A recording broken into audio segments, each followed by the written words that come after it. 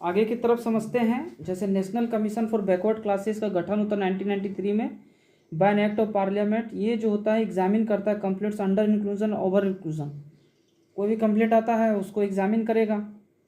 और of the citizen list of backward classes, तो इसके purpose for the purpose of job reservation means 102nd amendment act आते हैं 2018 में। ये कॉन्स्टिट्यूशनल स्टेटस जो होता है ये कमीशन ये हमें बताता है कि कैसे फंक्शंस करना चाहिए। उसका इनलार्जमेंट हुआ बाद में, फिर तब जा करके आर्टिकल 338 जो है अमेंडमेंट करके जोड़ा जाता है इसको, जो कि ओबीसी के लिए होता है। फिर आगे हम लोग समझते हैं in order to nullify the ruling with regard to the reservation proposal 77 amendment act was enacted in 77 amendment act 1995 को ये इसको आगे इनेक्ट किया गया। फिर 85th कॉन्स्टिट्यूशनल अमेंडमेंट 2001 में आता है जो प्रोवाइड करता है consequential seniority in case of promotion by virtue of rule of reservation की सीनियरिटी बेसिस पर आपको क्या करेंगे, वो आपको रिजर्वेशंस देंगे। ये बात हुई। फिर तमिलनाडु गवर्नमेंट ने 69% रिजर्वेशन देना अपने आप को सही समझा, तो इसको क्या किया 9th शेड्यूल में डाल दिया।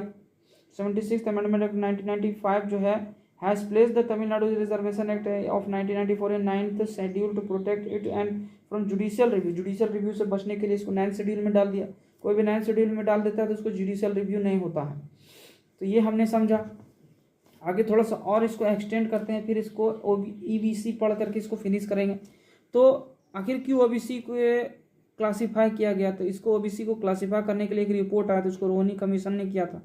तो according to the report of this commission 1900 OBC जो थे caste out of 2633 OBC caste of union list are not benefited by the reservation policy, जो कि यानी कि 2633 ओबीसी कास्ट के लिस्ट में जो आते थे, जो यूनियन लिस्ट में आते थे, उसमें से 1900 ओबीसी वाले इसको किसी भी तरह का कोई बेनिफिट नहीं मिलता था रिजर्वेशंस का। फिर 1900 जो ओबीसी कास्ट वाले होते हैं half of them did not goat benefit reservation, देखिए आधे से ज़्यादा तो उसको रिजर्वेशन ही नहीं मिल रहा। कमीशन ही light in the 25% of OBC reservation taken by only 10 caste.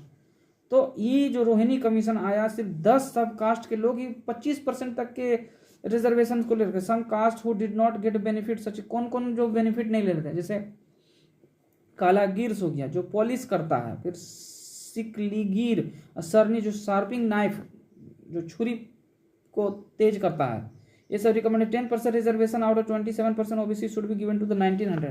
तो 27% में भी जो 1900 सब कास्ट वाले हैं, 27% में भी 10% उन लोगों को रिजर्वेशन दिया गया जो 1900 सब कास्ट वाले हैं। तो अब समझते हैं वुमेन का रिजर्वेशन क्या है इस सिचुएशन में इंडिया का, और कैसे इसका हिस्ट्री है।